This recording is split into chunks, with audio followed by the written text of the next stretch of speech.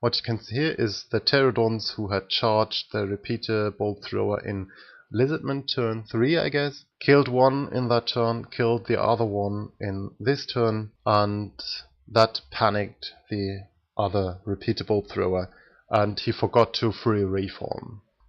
And here's just an overview of the board at the end of High Elves turn 3. Lizardmen turn 4.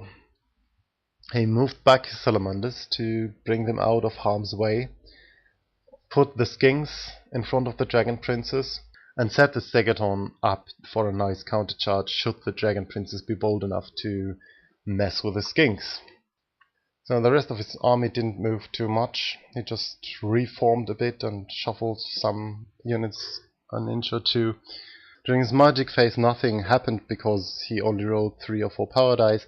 During his shooting, the salamanders had no target, the skinks killed an archer or so. He forgot to declare the charge with the pterodons on the repeater crossbow, and this is where he placed them after he realized that. In the shooting phase, the pterodon riders threw their spears at the repeatable thrower crew but missed, and the skinks threw spears at the archers and did 1 wound or something.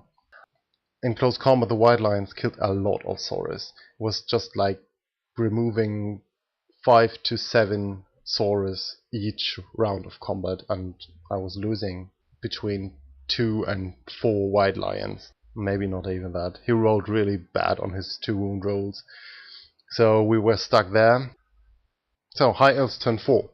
I reformed everything to face the oncoming Saurus, brought the Dragon Princes and especially the BSB back to support, and for whatever reason I decided that it might be a good idea to deal with the 2 pterodons that were involved with a repeatable throw, and this is why I turned the other Spear Elves unit there.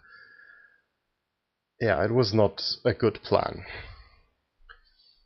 During Magic, I got off the Flames of the Phoenix, which was great, and as well Fury of Cain on the same Saurus unit, so a lot of Saurus died there. Shooting wasn't too effective. I killed 1 skink with the archers and the rest couldn't shoot. In close combat, the White Lions and the Saurus continue their slaughter fest. This time the Lions won combat, but the Saurus held. So this brings us to Lizardmen turn 5. He finally charged the repeatable thrower with the pterodons. He flew the other pterodon unit up to throw spears at the dragon princes, moved the Slan into position and advanced with his salamanders. The Saurus block tried to charge the archers, but they failed. I'm not sure if this was a good thing for me, but at that moment I thought, of course, because during his magic phase he got the purple Son of Xerxes off, which was with the position the Slan was in, and the number he rolled on the artillery dice was devastating, because it went right through the unit of Spear Elves with the Archmage and the General, as well as the whole unit of archers with the level 2 mage. Luckily for me, the only things that died were the level 2 mage, 3 or 4 archers, and 4 or 5 Spear Elves. Given my initiative of 5, maybe it wasn't too lucky, but when I first saw this setup I really started to get afraid. Had the Saurus been in combat with the archers at that point, maybe he wouldn't have cast it, or some Saurus would have fallen. The other benefit of that thing was that because he was so excited about the purple sun, he forgot to dispel the Flames of the Phoenix, which was great.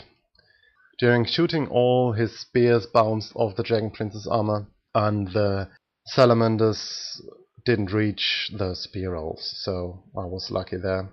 And during close combat, the slaughtering continues. There's only 1 White Lion left, and there's 5 Saurus. Yeah, and that's what it looked like at the end of Lizardmen turn 5 and at the beginning of High Elves turn 5. I charged the Dragon Princes into the flank of the Saurus that were in combat with the White Lions, who by the way had a spell on them for 1 or 2 rounds that reduced their strength and toughness by 1.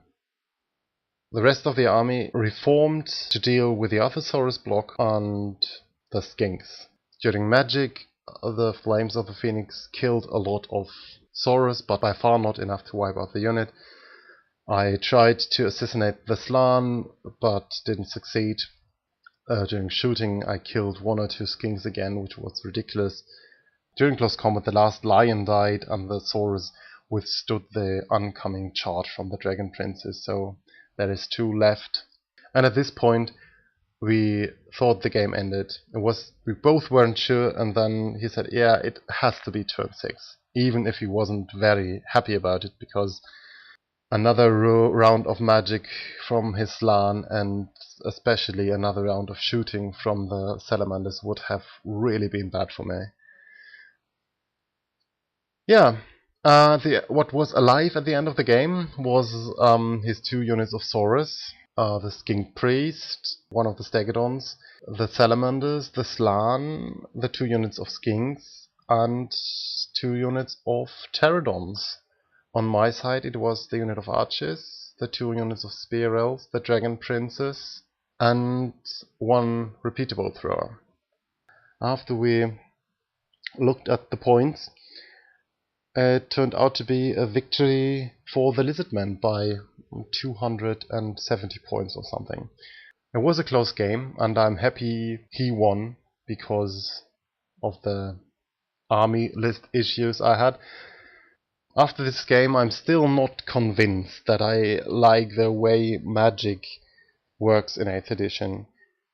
I'm starting to like it better. I'm starting to see it from a different perspective, like a whole new game, not like back then in 7th it was this way, and now it's another way, and I don't like that way because it's different from the way it was in 7th. So I think it somehow fits into the game. I'm not sure if it's very suitable for tournaments because it's a bit too luck based for my taste. But yeah, I will continue to play games in 8th, and I will try to post as many as I can on this channel. I hope you enjoyed this one, and I see you guys next time.